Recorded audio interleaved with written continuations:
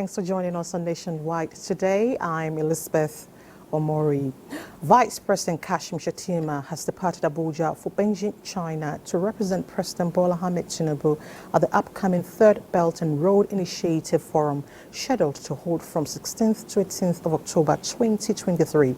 In a statement by the Senior Special Assistant to the President on Media and Communications, Office of the Vice President Stanley Watcher, he will be joining world leaders from over 130 countries to deliberate on the theme High Quality Belt and Road Cooperation Together for Common Development and Prosperity, where he will also use the opportunity to woo investors for more development projects in Nigeria.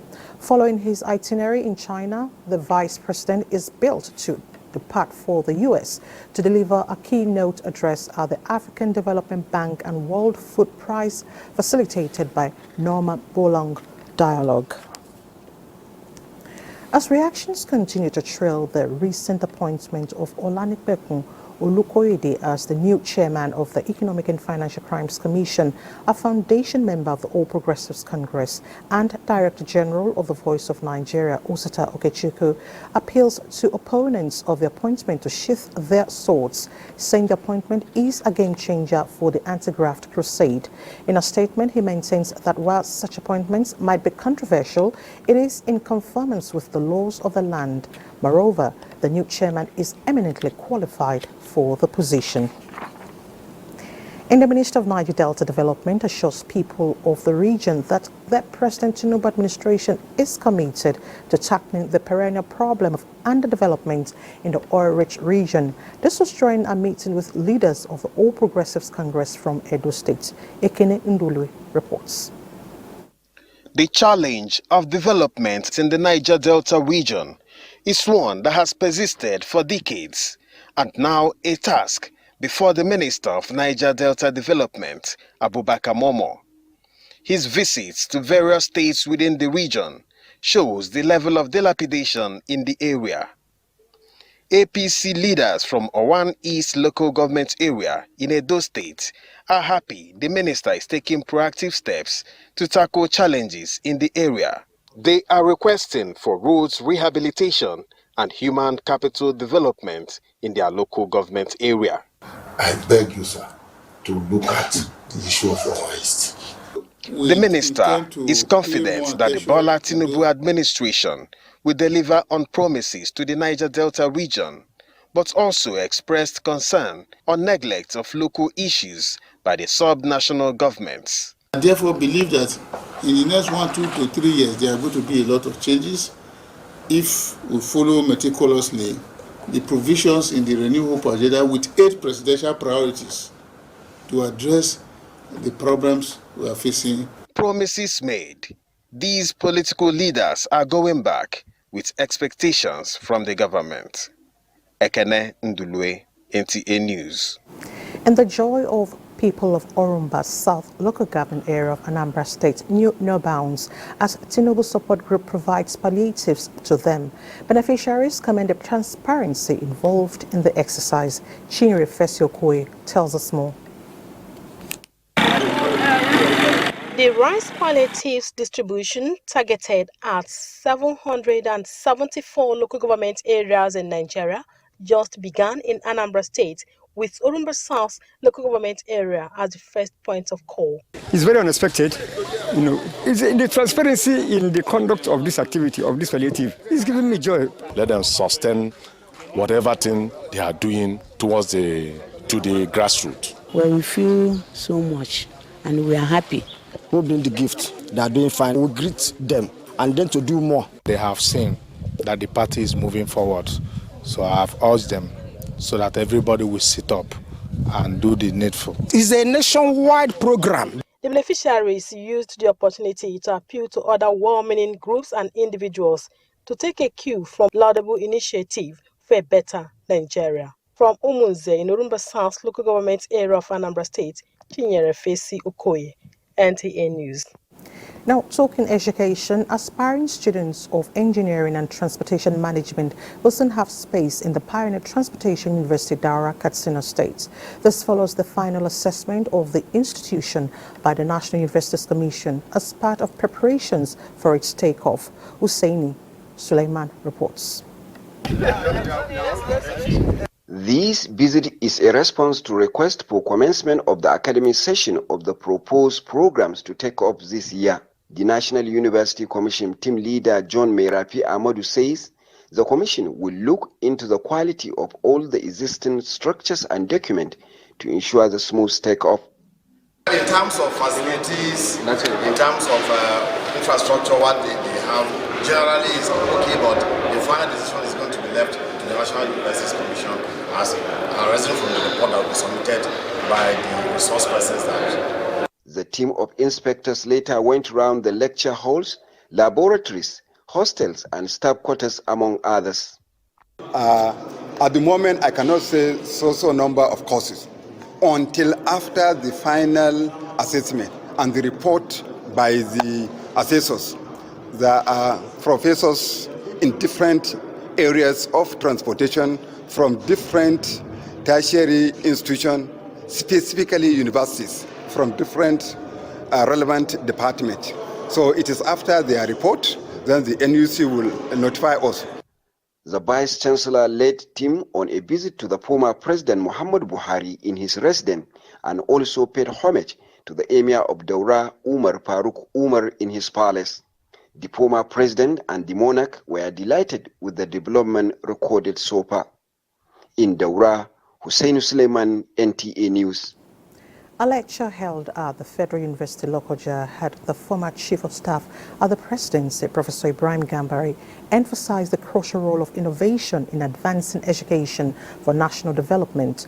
Ajibola Christopher reports that Professor Gambari was speaking as a guest lecturer at the institution. In his lecture on the relevance of university education in innovation for the advancement of town and gown symbiosis, Professor Gambari stressed the significance of university education in driving innovation and fostering development. Universities and research centers are the most suitable instruments and places to develop this, and that's why I think they deserve support, not only from government but from the private sector. And I'm happy that each university has a faculty or department of entrepreneurship. That is to say very well that creativity and innovation should be. AI itself that we talk of is an aspect of innovation and creativity. The Federal University Lokoja should foster connections with employers and design curricula that align with the demands of the job market. This approach aims to promote entrepreneurship skills among industrial and textile graduates, enabling them to be self-reliant after graduation. In Lokoja, Ajibola Christopher, NTA News. Now to security matters. The air component of Operation Hardin Kai has carried out air interdiction missions at a new identified terrorist hideout at Bokar Miram near the Lake Chad region. NAP says the strikes, which were carried out yesterday, became necessary after confirming resurgence of attacks on ground troops and innocent civilians led to the order to have them decimated, neutralizing of several terrorists, degrading their ability to attack the public. Meanwhile, troops have rescued 4 students of the Federal University of Gusau a few hours after they were kidnapped by terrorists. The terrorists yesterday attacked a rented apartment of the students located at Sabungarin Damba area, a few kilometers away from the university campus, at about 8 o'clock in the evening. In a press statement, the spokesman for Zamfara State Police Command said the students were rescued unhurt after an exchange of heavy gunfire between the terrorists and security personnel. According to the statement, the operation is still on with a view to arresting the fleeing kidnappers. The commander, 13th Brigade of the Nigerian Army, Brigadier General Everest Okoro, says the commencement of exercise Still Waters 3 will not only promote the conduct of military operations, also focus on civil military activities aimed at winning the heart of the local populace. He said this while flagging of exercise Still Waters 3 at the Dragon Camp Ikbang in Bakassi local government area of Cross River State. Achibang Basi reports. Still Waters 3 in the South-South region is aimed at enhancing troops' level of professionalism and preparedness to deal with contemporary security threats. 13th Brigade Nigerian Army expressed the hope that the Nigerian Army formations across the nation will leverage on the exercise to scale up the tempo. Please be informed that this exercise will heighten the tempo of operations and ensure no respite for criminals throughout our area of responsibility, while at the same time ensuring that law-abiding citizens enjoy the freedom to go about their legitimate activities without any fear of intimidation. Our liberties have been protected, our lives have been saved. Kidnappers that made this area their heaven have all disappeared because of your hard work. The Cross River State government will continue to support the Nigerian military for all that you do. The exercise also afforded the host community free medical consultation services. This will provide troops the platform to plan and conduct operations on land and maritime environment.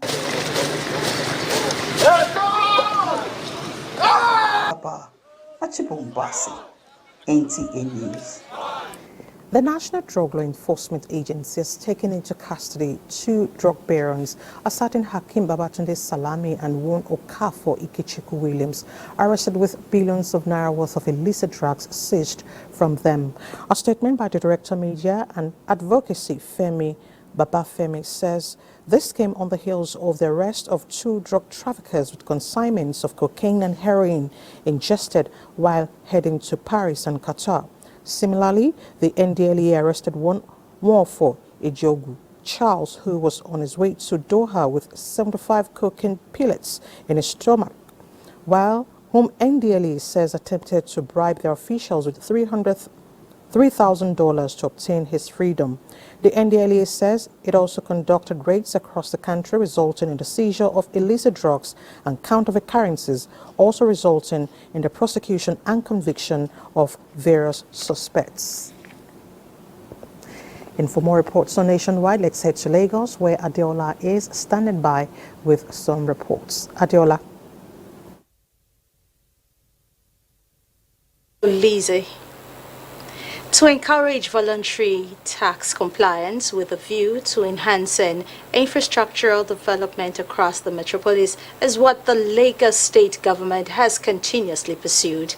This time around, the state government is engaging stakeholders in community development associations in local government and local council development areas in the state to achieve it.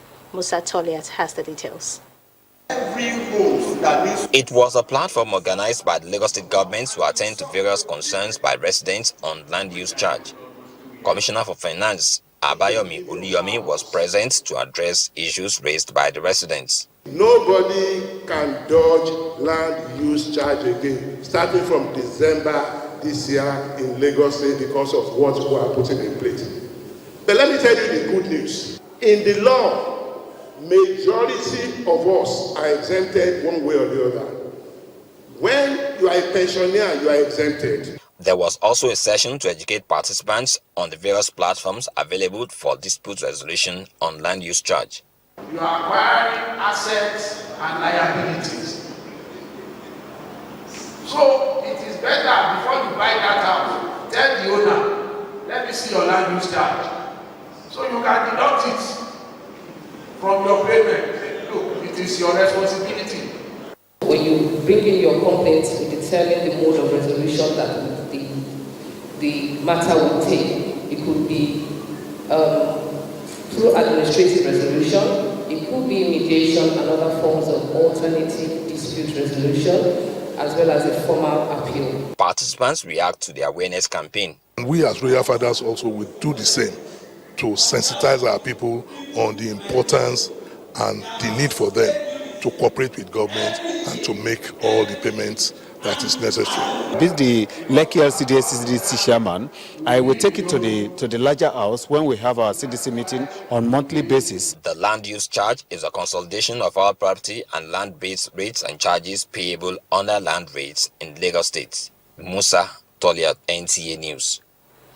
Minimizing the damages caused by water hyacinth to boats and marine life along the inland waterways of Lagos Metropolis is the target of the National Inland Waterways Authority, NIWA, as they have commenced the clearing of these impediments at various jetties in the state. Larry Bilei was on tour of the waterways, and for a situation report, let's hear him. A few heaves to Ikorodu jetty, where the water hyacinth interlocked on the sea. The hyacinth clearing machine called Swamp Devil clears the sea surface of hyacinth to make it easy for boats to navigate the waterways. This water hyacinth has been a challenge for the boats moving on the water, from damaging the engines to compromising the safety of passengers and the captains in the boat. And this has necessitated the need for National Inland Waterways Authority to clear this hyacinth periodically. We are carrying out our due diligence to mitigate this menace. It obstructs easy movement of boats on the waterway. For boat owners along the route, this gesture by the government will go a long way in preventing accidents. You can see the way they are bringing it out to ease the movement for boat operators. And stop doing this is going to affect our gearbox, likewise consumption of fuel. And maybe we want to leave this place, cast out of the jetty, maybe within 2 or 30 seconds. At times it takes more than an hour before we can be able to navigate out of this area. Kudos for them to come and give us a navigational route for the customers and the boat operator to back their boat. This clearing exercise, NIWA says, will also be done in many strategic routes across waterways in Lagos. Lanre Bilayi, NTA News. And those are the stories from Lagos. Our next stop on Nationwide is Sokoto, where Sadia is standing by with more reports. But that will be after this time out. Please stay.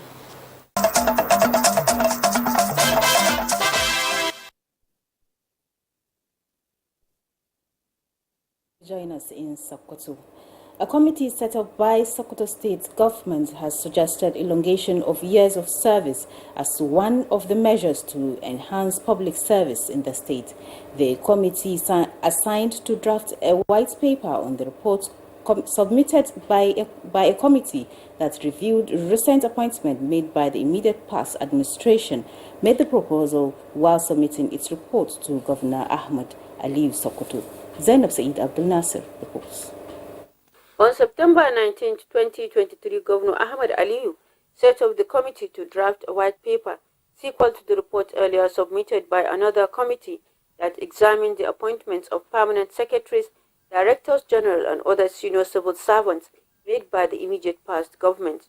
Chairman of the white paper drafting committee, Umaru Nagwari Tambol, who submitted the report, thanked the governor for the trust in them. He said apart from strictly adhering to the civil service rules, the committee has made several proposals based on the previous report. Nagwari Tambol enumerated the areas covered by the committee and suggested years of service elongation among the measures that will help improve effective service delivery among civil servants. He appealed to the relevant authorities responsible for the implementation of the white paper to do so immediately.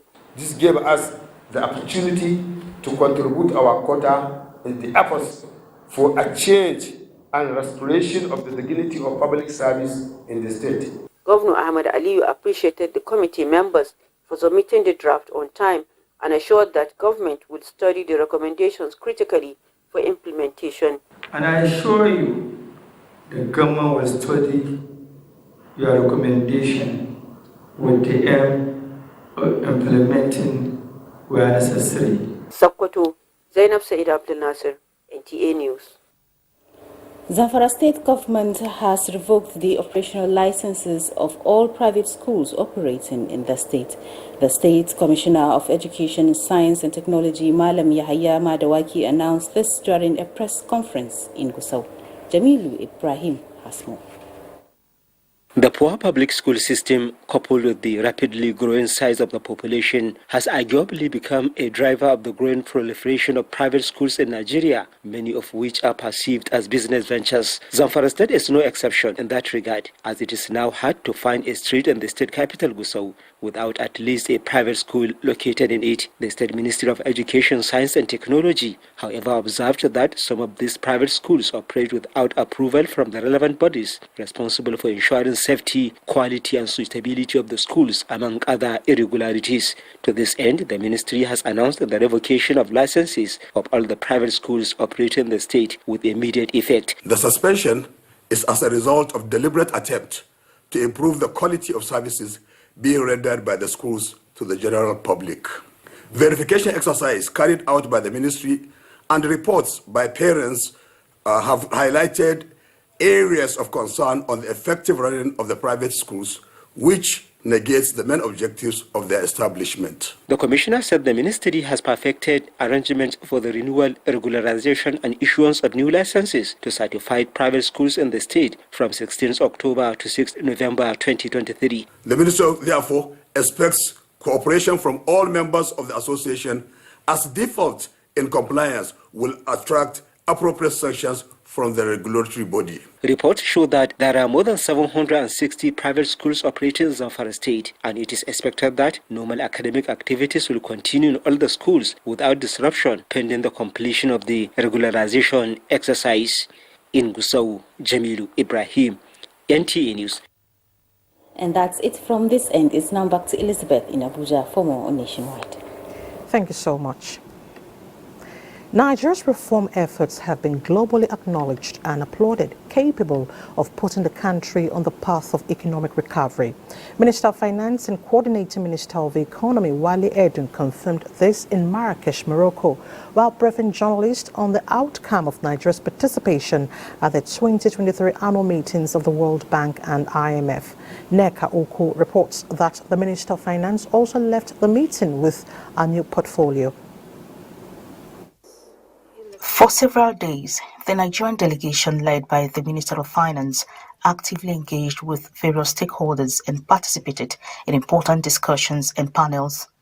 Most of these conversations, the minister disclosed, centered around Nigeria's need for increased domestic revenue mobilization as a crucial element in the country's long-term strategy towards achieving sustainable development finance. We also emphasized the overall need for support from the private sector around the world, because no matter how much you try and raise domestically, and no matter how much multilateral institutions are able to give, it is a drop in the ocean compared to if you can attract foreign direct investment. The minister also urged for continued multilateral cooperation to tackle debt challenges, which support the G20 Common Framework and the Global Sovereign Debt Roundtable.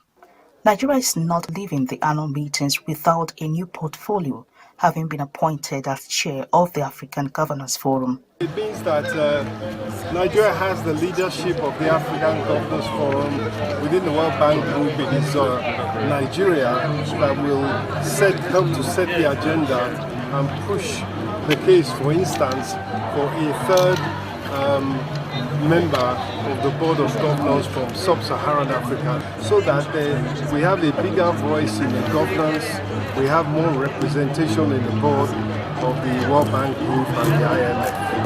As the Nigerian delegation prepares to bid farewell to Marrakesh, it is hoped that the outcomes and recommendations from this year's annual meetings will be carefully analyzed and considered in Nigeria's future economic policies to propel the country towards economic prosperity and financial stability. Neka Oku, NTA News. Meanwhile, the Minister of Interior, Olupumi Tunji constitutes a 13-man integrated border governance committee to conduct a needs assessment of the nation's borders. A statement from the Ministry of Interior indicates that the minister directed the committee to create a border management plan that is complementable towards securing the country. The committee's membership is drawn from its agencies and will be chaired by the Director, Joint Services. Minister of State Development, Dele Alaki, solicits the cooperation of the Ministry of Interior in ensuring adequate security of the nation's mineral resources, assuring that the synergy will entrench the renewed hope agenda of the present administration. Alaki gave this assurance when the Minister of Interior, Olubunmi Tunji-Ojo, visited him. Alaki states that the support of the Ministry of Interior in the area of securing the mineral resources in the country. The Interior Ministry assures his solid minerals counterpart that the synergy between Nigeria Customs Service and Nigeria Security and Civil Defense Corps will help end illegal export of raw materials and crimes at mining sites. Now let's head to Maiduguri for more reports. Welcome to Maiduguri. 31 candidates from 7 local government areas of Borno State are to compete for 7 vacant posts of permanent secretaries in line with service reform aimed at engendering transparency, equity, and service efficiency. An 11-man examination panel of technocrats headed by the state head of service, Malam Fanami, has been set for the exercise. Abubakar Musa reports.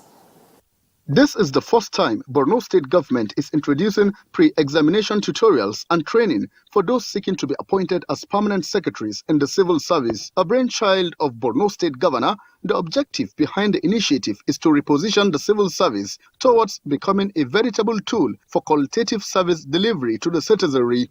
Declaring the event open, State Head of Service Malam Fanami said 10 knowledgeable resource persons from within and outside the examination panel have been selected for the tutorials as well as training session, and therefore implored the participants to pay attention to qualify for the examinations. This examination may be new to us here, but it's been in practice in other jurisdictions for quite some time now. And the examination is the brilliant brainchild, an idea of His Excellency. It is going to enhance the quality and capacity of our permanent secretaries because it is very important to put the right people in the right place. Members of the 11-man examination panel described the training session as a milestone in the civil service, stressing that they will do what is expected of them. There are currently 7 vacant permanent secretaryship positions in the state. In Maiduguri, Abubakar Musa, NTA News. 50 electrical technicians across the 6 states in Northeast Zone are set to undergo training on high-powered electrical installation as part of the Sustainable Empowerment Drive of the Northeast Development Commission. Fatima Issa reports. The training, to be conducted by Mainstream Academy in Kainji, Niger State, is expected to equip 50 youths from across the Northeast with employable skills on high-power installation. The Managing Director of the Northeast Development Commission, Muhammad Goni Alkali, enjoins the participants to avail themselves of the life-changing opportunity of the training in order to make themselves productive and relevant in the society. This is a real privilege, and I hope you are going there not for jamboree. For the next 8 weeks, anybody who is not ready to continue will replace the person immediately, because there's no need for them to waste their resources. The participants are appreciative of investment of the Commission towards reshaping their destiny, hence promise to be good ambassadors of the Northeast. Developing the capacity of youth is part of the post-insurgency development project of the NEDC. In Maiduguri, Fatima Issa, NTA News.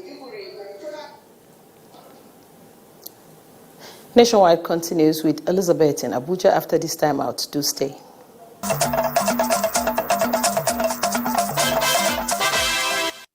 You're still watching Nationwide on NTA. Now to Women Affairs. The Nigeria Association of Women Journalists and some development partners have drawn up a 5-year strategic plan for inclusivity of women and the girl child in government policies. Deborah Balabubu reports that this formed part of the agenda of a 3-day meeting of the association in Abuja. started in pursuit of the National Secretariat, a permanent land for the association's office, and building the capacity of women journalists. A meeting was also designed to review the work plan of the association. This follows the expiration of the previous plan, which was in existence for over 10 years, of which its target was concluded. President Nawoj Ladibala is optimistic that with the collaboration with development partners, the strategic plan will be achieved. With this strategic plan, at the end of the day, if we're able to develop our 5-year strategic plan, it will help us to engage more with other development partners and non-governmental organizations, government, critical stakeholders in the society, for us to forge ahead in advancing the cause of Nawoj. All we'll be doing is to set the tone by looking at the trends, the emerging trends. There are emerging trends, and we should also be proactive enough to predict future trends 10 years from now and build a document that will be relevant to even such trends that will happen 10 years from now. Some members of the association commended the president for the innovation, promising to work towards its actualization. This is Nawoj making sure that our work plan is in tune with current reality. I was part of the first development of the strategic work plan, which expired, and I've been calling that we should be reviewed. It should be reviewed. So I'm one of the happiest person to say about it. Nawoj is really setting a pace for women journalists and women too in Nigeria. I expect a robust strategic plan. The 3-day meeting is expected to produce a working document that will help fund the vision. In Abuja, Deborah Balagubo, NTA News. The 2023 International Rural Women Day is focusing on the roles and contributions of women to global food production and supply chain. This is coming as the Nigerian First Lady pledges to support small-scale women farmers with equipment and inputs. The theme this year is Rural Women Cultivating Good Food for All.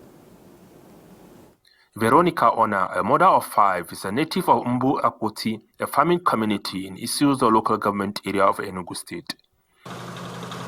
She is among women that are actively participating in agricultural activities in the community. She told me that without women, men in the community will not have food on the table. I'm a teacher by profession, but I was not employed, and they taught us how to process gari in a new way that will be faster. Not only in Enugu, across the country, women were identified as major stakeholders in agricultural activities. These women say women participate in land clearing, planting, harvest, as well as marketing of agricultural produce. Now women have improved processing. The quality of rice is good, and then Nigerian rice is now becoming competitive because they are able to harvest in a better way using simple agricultural tools.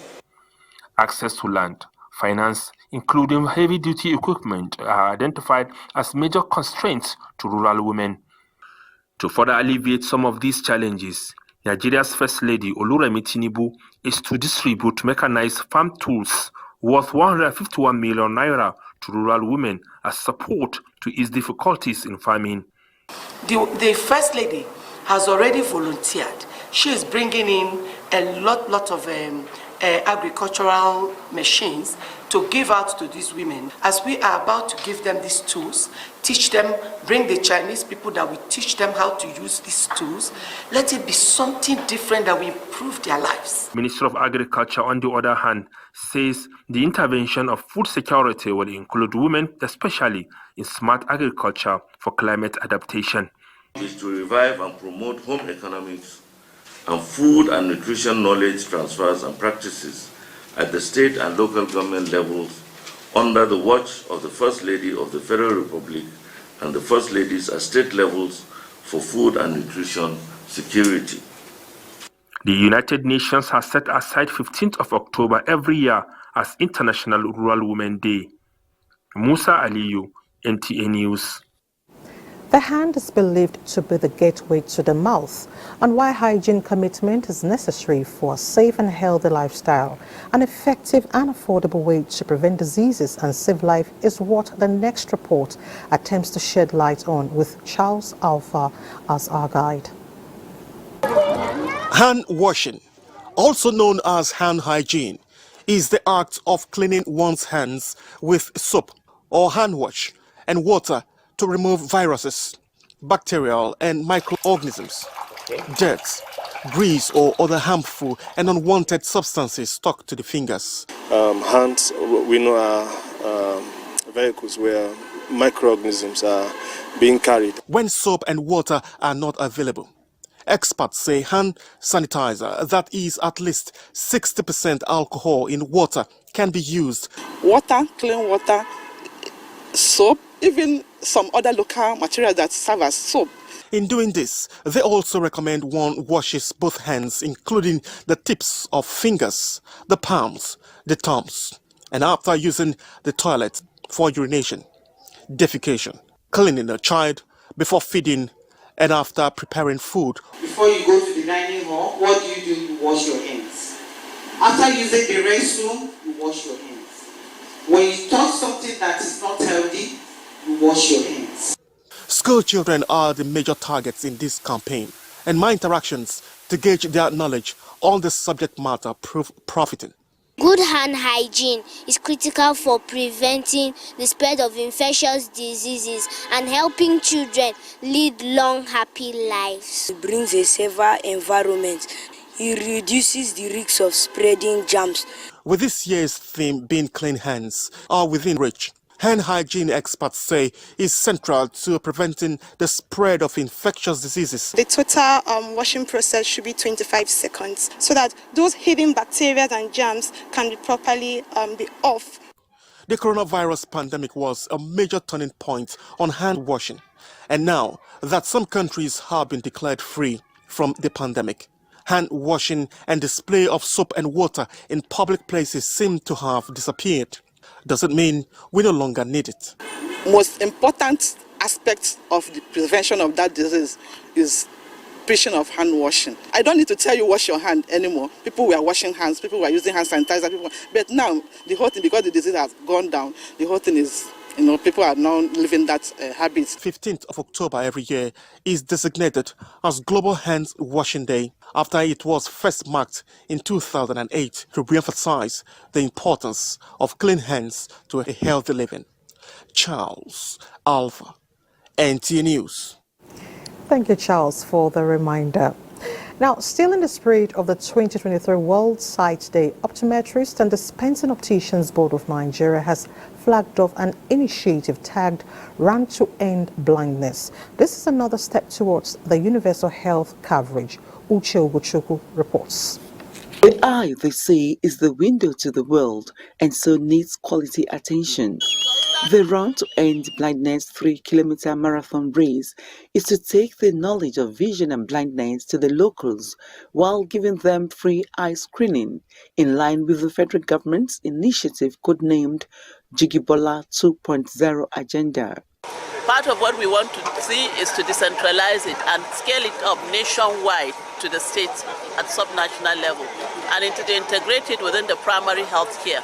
But more importantly is the sustainability model, which we want these things to outlast, just a momentary donation, and we want it to strengthen the healthcare system.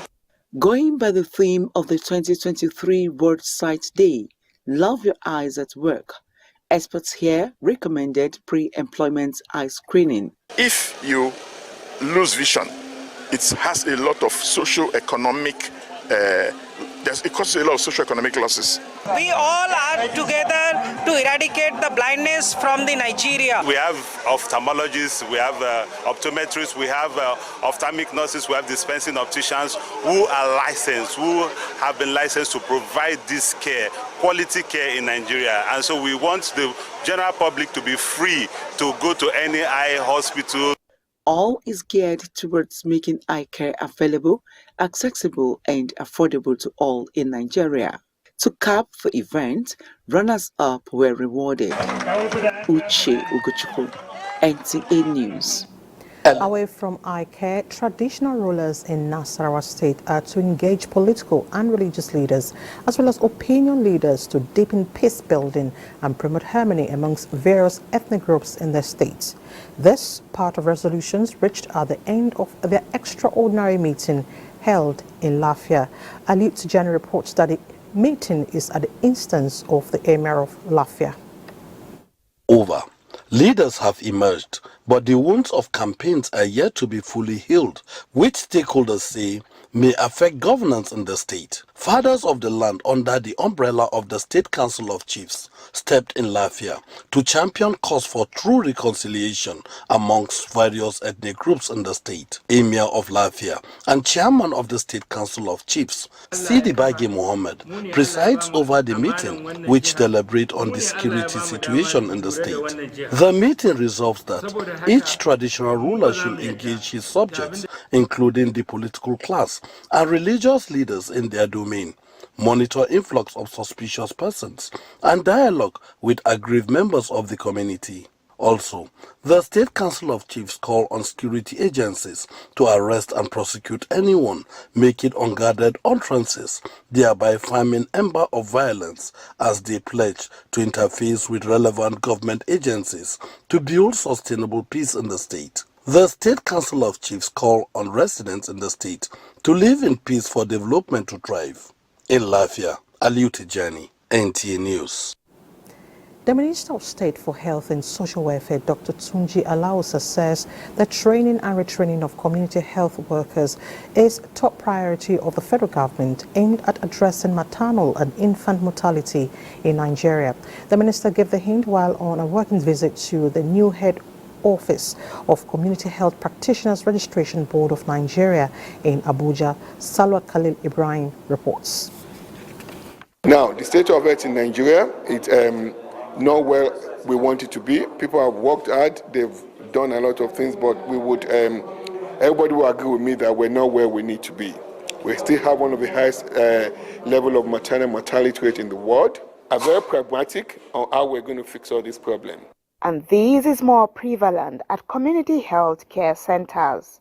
But even with the about 24,000 primary health care centers across Nigeria and 120,000 community health care workers partly manning these facilities, stakeholders say this is inadequate.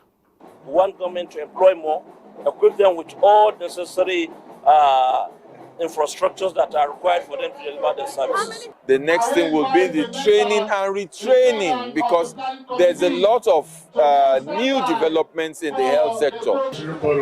But where there is a will, there is a way. We would also work to aggressively improve our population health outcomes by strengthening our healthcare system. We would unlock the value chain of our healthcare system in such a way that the healthcare sector can begin to contribute to the GDP of our country. We have come of age. It's not business as usual. We need to develop ourselves and strengthen all our training so that we can bring the required result to reduce the infant and maternal mortality rate across Nigeria. This new edifice constructed by the Community Health Practitioners Registration Board of Nigeria is a demonstration of the healthcare worker dedication to providing quality health care to every citizen. Salwa Khalil, NTA News. Chairman of the Police Service Commission, Solomon Arase, in conjunction with the Nigeria Police Force, promises to conduct a credible, free, equitable and merit-driven recruitment exercise. A statement by the Commission indicates that the recruitment is for qualified and interested Nigerians for appointments into the force as constables, recruits, general duty and specialist artisans recruits. Interested persons are expected to log on to the recruitment portal on policerecruitment.gov.ng for details of the exercise. We now join our sports desk for some sporting stories.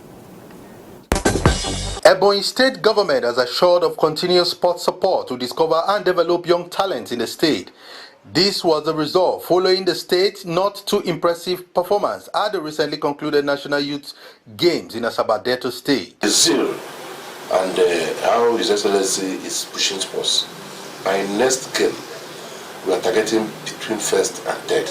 We in the legislative section will work in synergy to ensure we achieve all the great goals and ambitions of our dear governor. To volleyball, as Chief of Naval Staff Spiker volleyball team have continued to celebrate their victory, having emerged champions of the 2023 National Men's Division 1 Volleyball League, which ended Saturday in Kaduna.